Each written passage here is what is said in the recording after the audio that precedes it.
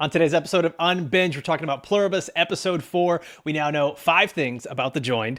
There seems to be a way to reverse the joining, and that guy from Paraguay just seems like he might be really important. We're going to talk about why all that is on an all-new episode of Unbinged, starting.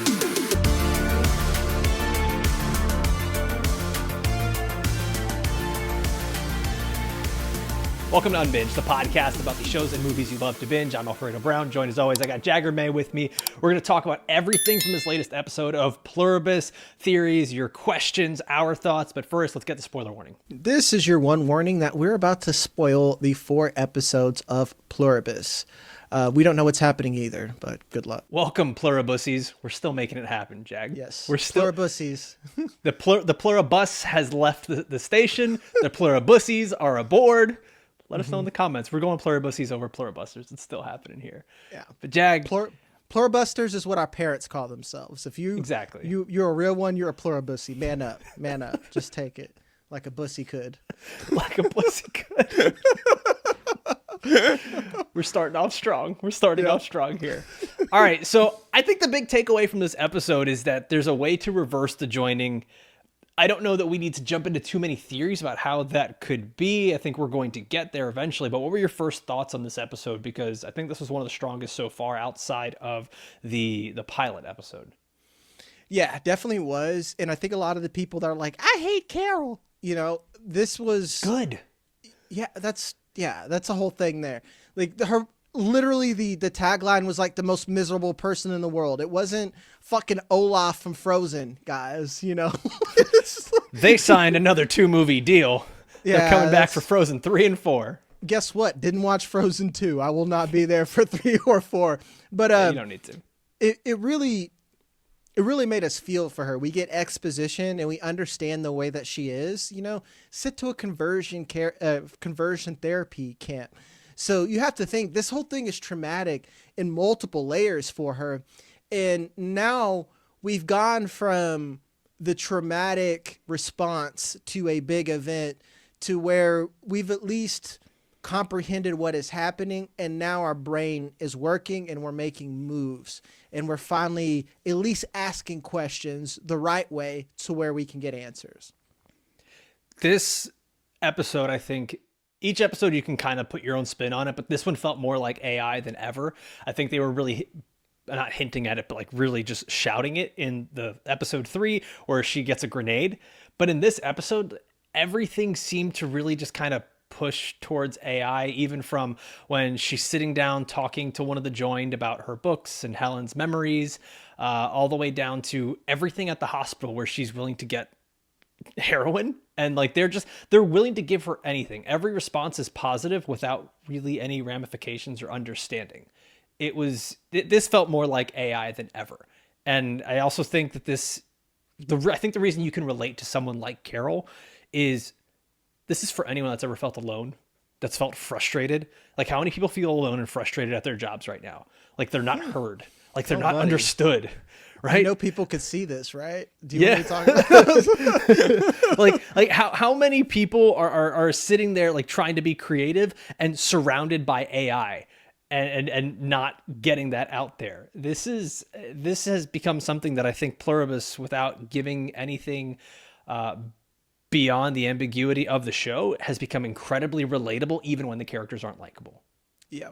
And especially if you are a creative person and you're a writer, writing especially, I would say so, because you have to ask someone to read something. People won't even read something that's been validated by millions anymore. Hey man, I love this book. Will you read it? Fuck no, I'm not going to read it. So to get someone to read your stuff and then give you honest feedback is hard sometimes. So she literally treated like some people treat AI. Is this good? Well, of course it's good, Carol. Here's a fucking 1,000 bullshit reasons why. Because we've mashed together this smorgasbord of ideas that, yeah, if you gather millions of minds, then yeah, you're going to say a lot of people love your stuff. But objectively, it's what Helen had said, where it's cotton candy, or getting your loved one to give you an honest opinion on something because they just want to make you happy.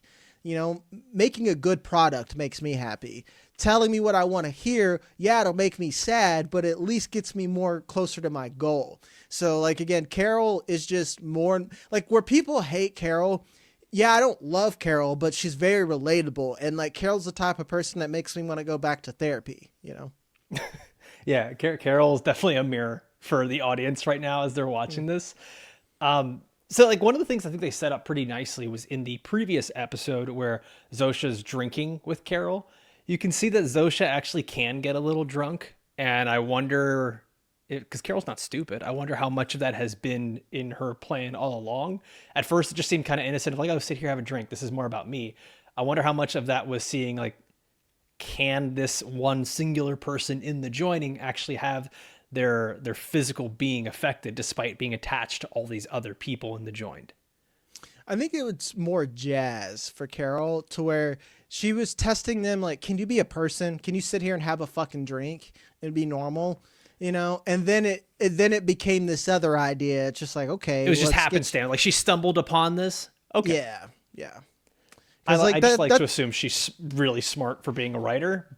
But she is smart, but I don't think she was.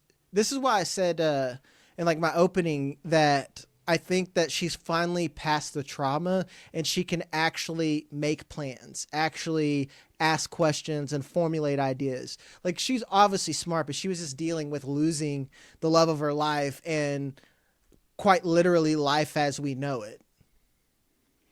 Yeah, I think that it's interesting because like I want to believe that Carol's really smart and Carol is putting all these things together despite her very visible frustrations. But then you kind of go back to like her getting feedback on her books. And I think it really hits in that thing that a lot of us want to hear the truth, but then we really don't want to hear the truth. Maybe Carol's not as smart as we think, or maybe Carol's not as creative as we think. She's kind of like been in this bubble where she has thought she's super creative, she's super smart, she's making something that she's being held back by the constraints of society. But then really in reality, we find out like Helen thought her novels were meh. That's fucking heartbreaking. Well, she thought like her real novels that she published are Cotton Canyon. Carol thinks that, but it's worse than that. Her dream project is meh. Yeah. You know, that's hurtful when like the thing that you think is like, I fucking cook it, you know, and then it's just like, yeah, I read 150 pages and skipped towards the end. You know, that's rough. Dude. And that's gotta be such a killer. That's gotta be such a killer.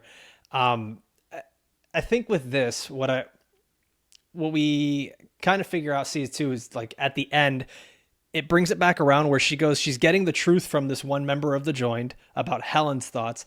And then later she doesn't get the truth from Zosha, but she takes an omission of a statement as the truth. Like when Zosha is omitting saying, yes, you can reverse the joining. She's like, that's it. You got it. Like you've told me now we can reverse this, because if we couldn't, you would just say we couldn't, because you have to tell the truth. So I thought that was a really good way of them kind of saying, okay, the truth can hurt Carol, but then Carol can also try to warp the truth to make it exactly what she wants it to be later on in the episode. And that's what makes me wonder. And again, nothing has been confirmed. Is this an entity that sent this as like a directive that becomes basically like a reflex of like a natural reflex, or is someone piloting them? Or is it just so comforting being all one where they're just like, oh, fuck yeah, I'm no longer depressed. I'm no longer all these things. And it's a collective sigh of relief. And then Carol's trying to break that shit up and they don't like that. That's my big question now. Well, so you bring up something good, and we got a question from someone over on Threads, which, by the way, if you're enjoying this, take a second to like this video, comment down below with your thoughts, and we'll be sure to bring these up on the next episode we do. Also, follow us on Threads. I'm at Alfredo A. Brown. Jag, you're at Jag Says over on Threads, right? Everywhere. Follow us over there. Give us your thoughts on the episodes. One of the questions we got was someone saying, okay, if everyone is supposed to be in the hive, who would they be serving? Because you bring that up, like, where does this all come from? Is it an entity? Once everyone is in this hive mind or this joining, then what? Right? Like, what is it all leading towards? I think that's just like, that's going to remain the big question that I don't know how we answer that. Yeah, it's again, it's what's the end goal? Is that okay? Cool, we're all one. Are we just gonna sit here and hive mind the world? All right, guys, let's take our collective nap times. It's like some shit like that. That is the it. Even if it thinks it's benevolent, it's optics from someone who isn't a part of that. I think is inherently bad. Where it's like, cool, if you're one of the collective, it probably feels great, but that's when you've stripped yourself of at least what our own moral construct is and like what our own idea of what autonomy is. And I like, maybe that is the human ego talking, but like once you strip that away, again, I just want to quote Carol, like, what happens when you take things away? Like, what is that? What are we, So like you think about it, what has them happy at this point? Because like happiness does seem to sort of be a construct of the hive. That's why I keep going back to thinking it's just the remaining parts of the brain are unlocked, right? Where it's just like happiness is always just, like it's the Bradley limitless Cooper. thing. Everyone's Bradley Cooper. Colors are a little brighter. The air's a little cleaner. Everything tastes a little better. Actually, they're not eating food, are they? They're eating, but they're eating only vegetables. Like they only like no meat anymore. Okay. So they have to eat. They're still humans. Yeah, like they have to eat. They have to function. So Are they having sex? That's what I'm saying. Like, are they fucking? Because like again, like that's technically mass rape. Like it is. I mean, it's just that one guy that's in Vegas right now with his harem of girls on Air Force One. Yeah, and you got to think that's got to be boring after a while, just saying like, bring me another. There's no chase, half of that's why girls read those sus ass fucking fantasy books. Half of what's nice is like everything leading up to the sex, the foreplay, it's like, it's why we have edging and that's gone. How do they edge themselves? My wife was so excited. She's like, yeah, a new one just came out, but it's free on Spotify now. And I have to pretend like, cool. Super excited for you. She's like, listen, you tell me all your stupid shit about football and the TV shows you're watching, and I pretend to be excited. She's like, just fake it a little better for me. Like, just pretend like you got to do care the Carol. Right you're like, oh, really? Oh, chills. Chills.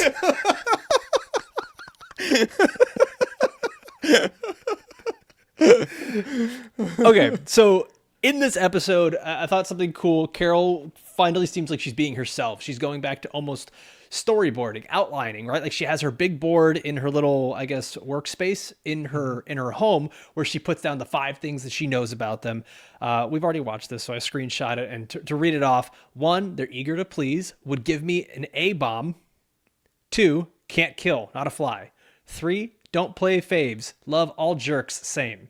4, and she puts a bunch of stars around this one, trying to change me. Jag, you mentioned this earlier. Carol went to a conversion camp when she was a kid. So this is something that's going to hit a lot deeper for her with the joining and like just being part of it. And I think that we can obviously always try to bend this narrative of the show and what it is in many different directions. I think this also gave us another direction of religious tribalism. There's also, you can say political tribalism, you can say anything, but this definitely hit something very personal for Carol with them. Trying to change her into one of them, convert her, so to speak. Yeah, it explains her crash out a lot more, where a lot of people are like, I hate Carol. I was like, no, Carol's experiencing extreme trauma. And again, it's layered. It's trauma that, again, a lot of people watching this, we're so desensitized because it shows like she watched her wife die right in front of her, slept next and that's to the her only thing dead that body. we saw. Yeah. That's the only thing we saw. Like we always do this where we never know someone's past and we're always so quick to judge. Yeah. Like, and even what we saw, I just like, she watched her die, slept right next to her and had to bury her herself because essentially the apocalypse happened. Like, yeah, everyone is still alive, but millions of people have died and now they're one collective entity. That's a goddamn apocalypse, folks. And also, this isn't really a crash out. Like, she just watched Golden Girls and drank some vodka. That's a Saturday for some people. That's not a crash out. That is. I do think that accidentally killing people was a thing. But again, it's not like she went around with like a machine gun and just like, say hello to my little friend.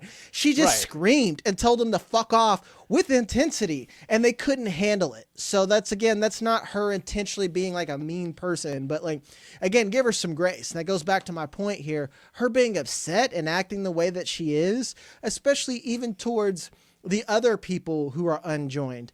Like, they didn't have to go to conversion therapy and deal with it and see this through the lens that Carol has. The last thing on her list of 5 things she knows is weirdly honest, can't lie. And that's something she figures out by talking to this one member of the join that's in a very snug biking outfit, sitting there talking to her about Helen's thoughts, her novels, everything she wrote. And it was funny because this felt like I had this experience similarly where the other day I found an article online. I was trying to look up some information because you and I both do fantasy football content as our jobs elsewhere. And I was trying to look up some information on an injury report. And I saw an article that was updated recently, and it was like update on player X's injury. And I'm like, okay, cool. Let me open this, start reading. And every like 8th word was the word brutal. And as I started to see that and all the M dashes, I was like, okay, it's an AI article. And that felt almost the exact same to when Carol is talking to this man, I can't remember the name right now, but asking how would you compare it to Shakespeare? Lawrence. Yeah. That's right. Yeah. And it was he would compare it to Shakespeare as equally wonderful, and he keeps calling it wonderful, wonderful, wonderful, to the point where she's like, stop saying that fucking word. Like, I can't hear it again. And to me, like, that's been one of the closest things too, on top of the like letting her kill herself, looking to please her, not being able to kill others, but then just almost using the same jargon over and over because they are just like empty prompt responses back, felt the most like AI that we've had in this show. Yeah, every episode it just sells the anti-AI-ness more and more because we're getting slop, guys, where like everything sounds the same. And that, man, that's I had an Onion article or something, and I saw a headline on there that says AI has huge potential, says person who sucks at being a person. That's where we're kind of headed to. Like, the only people who like this shit have zero sauce. You know, that's just like a fact. Speaking of, I'm gonna upset people. Cool, whatever. Did you see our president posted a video of him inside the Oval Office with Cristiano Ronaldo, and the two of them passing a soccer ball back and forth, and like him hitting it up on his knee and whatnot? It's just a complete AI video. It's fucking infuriating to see it. That's life, guys. That's what we're going to. That's where we say, well, get left behind. Okay, I don't want to go on a rant here, but like this, I don't want to go to that world. Huh? Get left behind. Like, I don't want to go to that world. I don't want to go on that trip. That's what I'm saying. Like, buddy, I got the opposite of FOMO. I've got ROMO. I've got relief of missing out. Like, I don't want to be on that shit. I got my own sauce. I don't need to mix it together to whatever suicide soda that you guys have. Like, that's what AI is. AI is just you're going by and you're filling up everything with everything. You're like, it's delicious. It's like, no, it tastes like. It wasn't actually good. No, it was just us being every stupid kid can as admit fuck. That. Yeah, and we're like, look, I'm creative. Like, no, you're not fucking creative. You just mix shit together and you said, this is different, you know? You're kind of a little asshole, if we're being honest. Yeah, dude. If a child handed me a suicide, I'm throwing it right back at him. Because one, I can taste the saccharin because you had to have put diet in this shit, you know? Well, we find there's the opposite side of it, too, where even though Carol didn't always love her books, and even though Helen kind of found them to be cotton candy, there is sort of that silver lining in this where we find out that Carol's books stopped one of her fans, Moira, from committing suicide. And it's kind of one of those things, it's told to her by Larry. And it's kind of one of those things that, like, you actually don't know who you're reaching with your content, and content creators struggling. You never know who's actually enjoying it. And even if it's one person, I think that's like one of those just brief moments where Carol could actually take some solace. And even though she didn't like her work and Helen wasn't in love with her work, someone else did. And it wasn't just have an escape from reality. It was someone who actually kind of needed it to bring themselves back to life and care about their own life again. Yeah. It's sometimes we need that, like for fantasy content, where someone just like, hey, I like hanging out with you. It makes what, and I know everyone's like, well, I would love to podcast and do this for a living. It's weird being on this side of the screen because, like, if you're watching us like this, we're a lot smaller. For fantasy football, it's a lot different.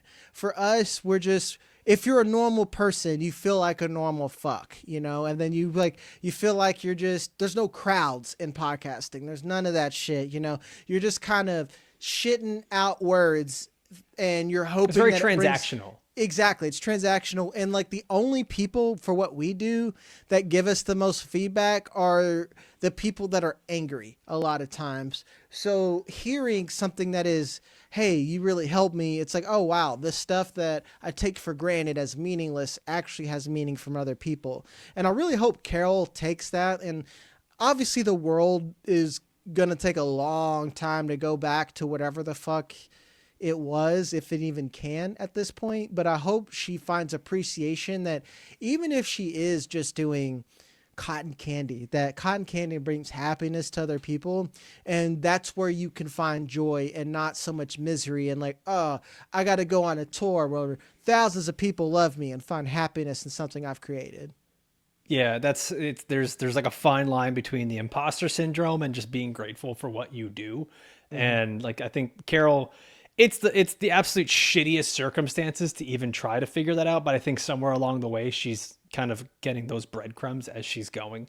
Last thing on Carol here, because we talked a little bit about the conversion camp, but one of the lines that came from Zosha later is, you know, Carol telling her like, oh, they all smiled at me just like you do and tried to change me. And Zosha sort of claps back. Like the first time like we've seen Zosha or anyone from the joining almost, like not, I don't want to say retaliate, but kind of like go against Carol, where she's like, you're trying to change us too. We've been you, but you don't know what it's like to be us. That's wild. Like this is the first time that they're even pushing back a little bit on Carol. What did you think of that part, Jag? Well, it goes back to the point that the only thing that they will show resistance and push back on is unjoining. You know, that's like, they'll be like, hey, will you give me the nuclear codes? Sure, Carol. You know, they'll go. Well, they do almost like the condescending, we'll tell you how bad it is and why you shouldn't do it, but we'll do it.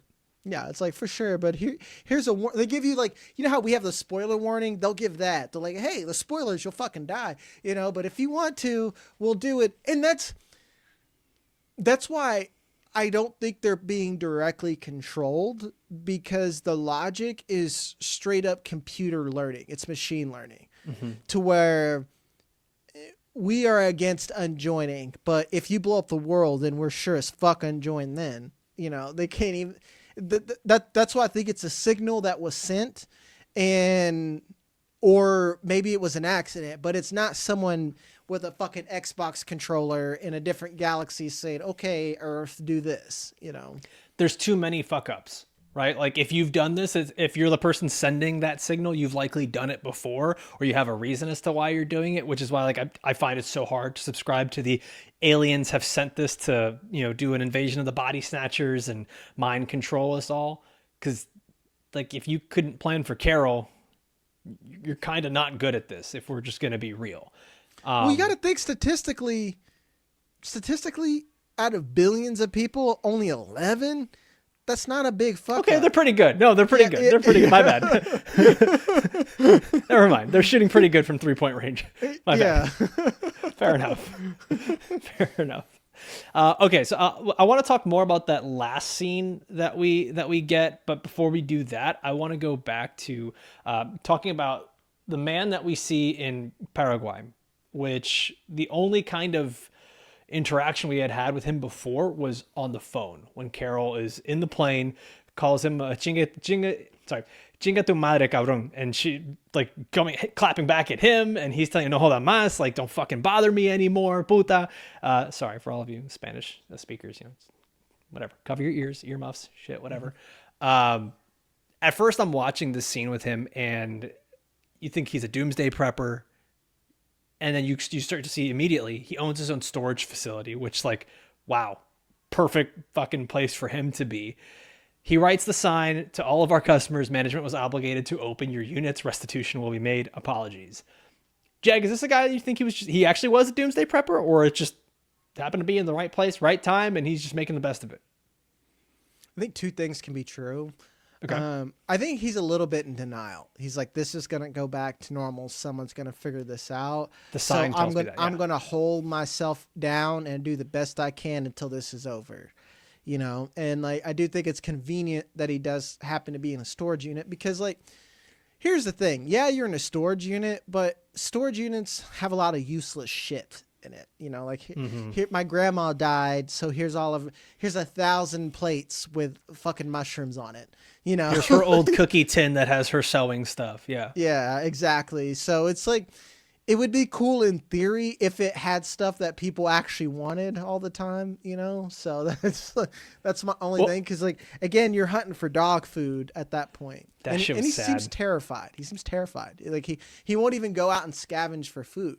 You know, they try to like drop shit off and he's just like peeking through the blinds, you know? Do you think he's a little, I mean, just from the bit that we saw here, he seems to be even more anti this whole thing than Carol. Like he seems like he's going to be the even crazier one of the two of them. Well, I wonder how communication went with him versus Carol, because Carol was like as fuck you as you can get without like being a Southerner with a gun. Like, these colors don't run, you know, like it's the only thing she didn't do at that point. To where like, how did they try to communicate with him? Was he the first one? And then they're like, wow, that sucked. Let's do better. You know, try that harder with Carol. Yeah. Well, yeah, that's interesting. I haven't thought of that because in my head, I was almost thinking, oh, they kind of all happened at the same time. They realized who didn't make it, but it's true. When Carol asks like, who else? They're like, well, we have this many people at the moment that we've counted, and we still haven't made contact with the guy from Paraguay. So, okay, that's interesting. I think he's probably going to be a big help to Carol when they eventually do meet. And I think that is going to happen. It's same page. Like, he ain't having whatever the fuck they're selling, where everyone else is like, there's no racism. There's no this. And I'm like, cool. It's like I'm eating fucking dog food. Yeah. In a basically a prison cell. Yeah. And I'm kind of playing with the idea of like, especially you're someone from Paraguay or anywhere that, you know, especially South America, they get destabilized every day. Which country we in right now? Venezuela. Yeah. They got cows and oil and we want them, you know? So like they're getting fucked up all the time. You got to think this is the sinner's philosophical thing where, you know, Remick, his culture was washed out by fucking Catholicism to where it's all the same. And now he becomes this entity that kind of wants to take over and do the same thing. Cause like, it's like, cool. You have happiness by being all one, but it's like, say goodbye to Chinese New Year, say goodbye to all these cultural other things, you know, that are gone along with it, that like culture is kind of gone at that point. Did you see, since you talked about sinners, did you see Ryan Coogler say what his inspiration was for the movie? Yeah, Luck of the Irish. Yeah, Luck of the Irish. He's got to be trolling, right? Because I'm just like, that's just stretch. He's just like, my family loved that movie, and we were very much into the culture. Okay, your family did? That's like, what he said. Me and my sister liked it, but like my dad's like, cool, this is a Disney Channel original movie. I'm home now. We're watching football or something else. Get this shit off. Exactly. So back to this gentleman. Do we have a name? I don't remember the name has been given. I don't think we have one yet. Okay. But so there's the interesting thing is like we see him, he starts to unpack all these foods, right? And he's eating this like pouch paste shit that you give kids at the park. You eat on marathons and stuff. Yeah, that too. A little thing of creamer, just straight up downing sugar packets, and then the dog food came. And you can tell, like, he's obviously not enjoying that shit, but he's just scarfing through it, getting through it. And there's that moment. He gets the phone calls. You see him getting back up, get back down, getting increasingly annoyed. And finally, on the last call, when she calls back and curses him out, is when he's like, oh, that's a person. That light bulb goes on. And so I'm curious as to whether he's going to try to get in contact with Carol and make his way to Albuquerque, or if she's going to end up coming down to Paraguay and visiting with him, because these two, like, they have to meet. These two seem like the ones that are going to have to make something happen at this point. Yeah, it's he's going to have to leave out of necessity. He's got 2 more cans of dog food and what looks like the last things you would pick out of your Halloween candy that get tossed out. That's, She's got a full fucking Sprouts. Yeah, exactly. The whole thing's there. He's going to have to leave his cave eventually. And Carol obviously isn't going to take on a billion strong hive mind by herself. So it just seems inevitable. And I'm curious at what point these other players, like, I don't, the lady who wants to be with her family, I think she's lost. Like, I think like the Asian people, they're fucking lost at that point. But homie with the harem, I think he's a wild card. You're gonna get. I think he can be converted to Team Carol. Yeah, you're gonna get bored. You can only fuck so much, guys. I know. It's some of us don't know what that's doing. Like, but we only. Let us know in the comments if you know what that's like. Yeah. You know what he's doing? It's just he's eating dessert, right? Like, you can only eat so much dessert over and over until you're like, this probably is not good for me. I'm getting diabetes. Like, you got to make that change. Yeah, man. So, okay. We talked about the initial thing with Carol, the 5 things she knows. We've talked about this gentleman here in Paraguay. I want to talk about the ending here. And this is something where it kind of, I still think it goes back to Carol and the alcohol and how it affected Zosha. But then now Carol seeing, okay, one, I don't know how she even looked up like what to make. I only know what truth serum is and the actual, like the scientific name for it from Meet the Parents, because Robert De Niro's character says it there, but like the sodium pentothal, but in this it's called thiopentyl sodium, which is, I guess, just same thing. I was just amazed by this. Like, this was actually a really good move by Carol to figure this out, just sort of step by step.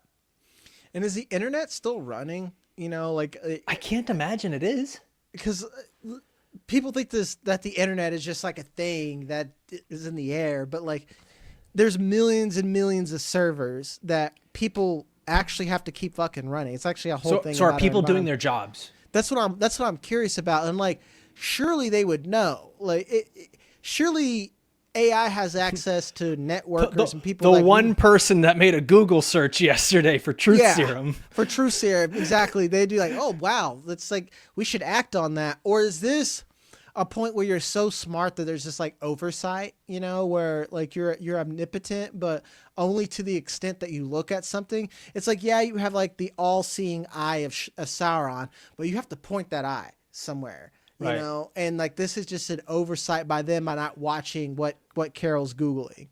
What if it's not even an oversight? Like, what if they can't even think of something nefarious, right? Like, they can't even think of wrongdoing. This is a sorry ass virus. It's a sorry ass virus, if it really is, or whatever the fuck it is. Yeah, like I almost think that this virus, the way it does, is it trains you to think so much and feel so much in positivity that you can't even like understand it the other way around. Like, you don't even see the other side of it, of someone lying, being nefarious, going around just like doing things to be manipulative, even though they are kind of being manipulative. They say like, we're bringing you Zosha because this might be a more agreeable person. They're still extremely manipulative. Yeah. They're like, Jagger, we bought you a big booty Latina. Hope she could convince you. It's like, you son of a bitch. It's like, you didn't bring me a white clergyman. I'd shut the door. It's like,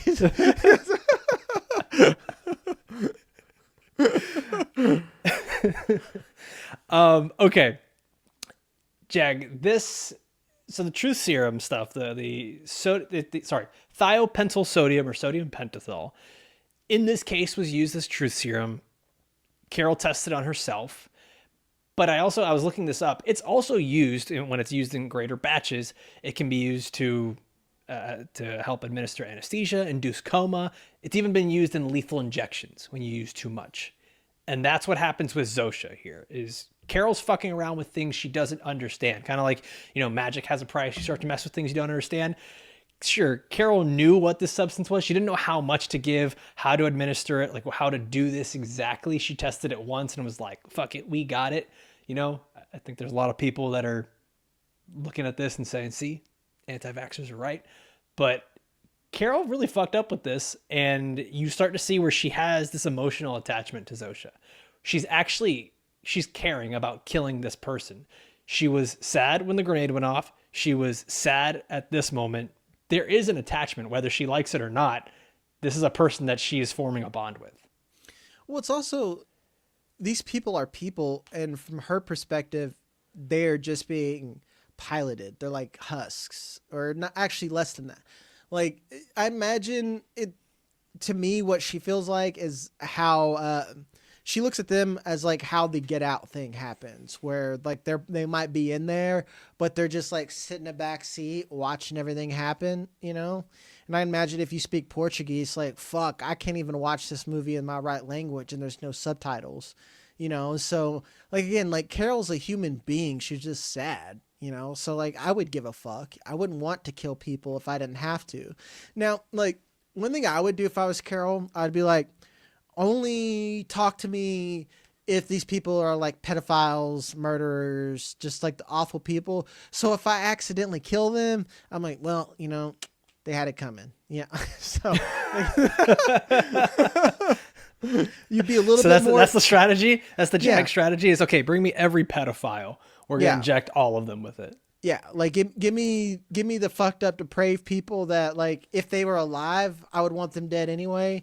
You know, bring me Ghislaine Maxwell and I'll do this like through her. Uh-oh, I went there. Sorry.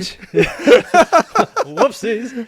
Which, by the way, there's like a moment too where you kind of see like nobody is who they are anymore. Like status doesn't matter when there's people fixing her house and she's like, I recognize you. Holy shit, aren't you the mayor? And he's there just picking up stuff. And he's like, yep. Hi, Carol. Thanks for your vote. And then she's like, okay, I need to talk to someone, not a politician. He's like, oh.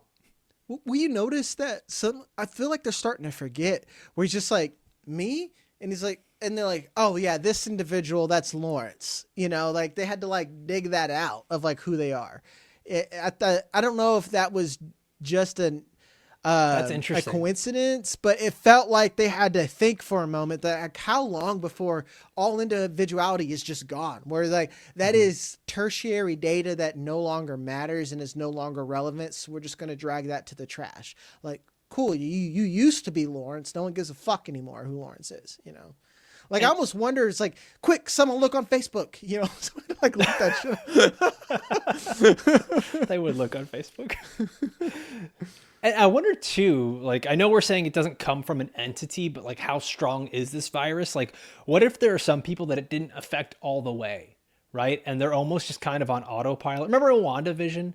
Like way back where they get to the outskirts of town and there's just a family where they're just they're like putting stuff up like over and over Halloween decorations. Like, what if there are people that are still like that? I think there's like a real lost situation here where we could find more people who are not affected or more people who are only partly affected, and they kind of go in and out of it. I mean, at that point, they're so connected that they're probably shutting down portions where they're like, yeah, we'll turn off the power grid on LA when we don't conserve energy. Conserve energy. Like, that's what inherently a good thing. You know, it sucks because there's no, I know, but like, what if they're conserving energy amongst each other? Yeah. And like this hive mind virus can only work in so many places.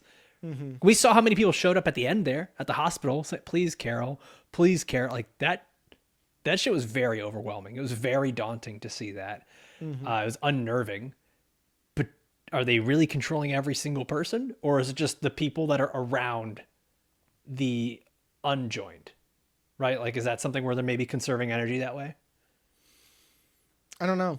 I mean, to me,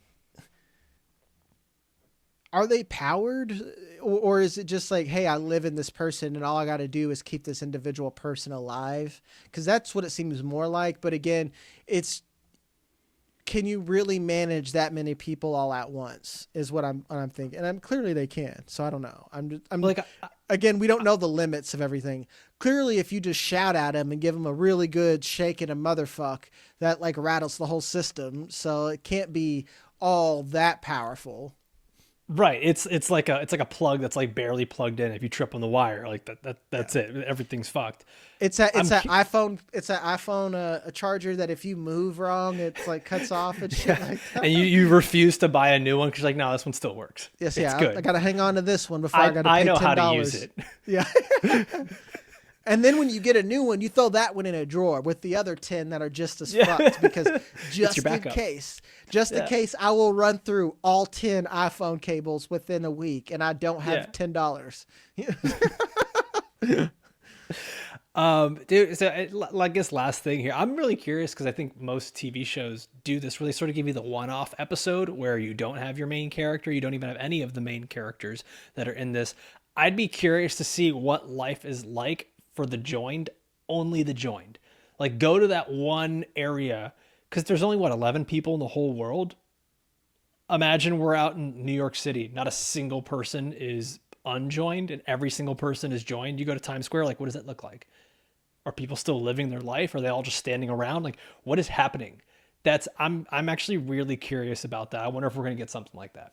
Yeah, and if anything, I think we're going to continue to get it in like even though this is such a vastly different show from Breaking Bad, you could still tell Vince Gilligan's writing style because he doesn't have like cold openers, but they're like lukewarm ones, like opening up with the guy in Paraguay and stuff like that. Like that's something that where I think we'll see more and more of the join, like basically them sending Zosha, how they did that. You know, I hope we get more questions, and eventually, obviously, we're not going to get that behind the scenes look of them having a conversation with themselves.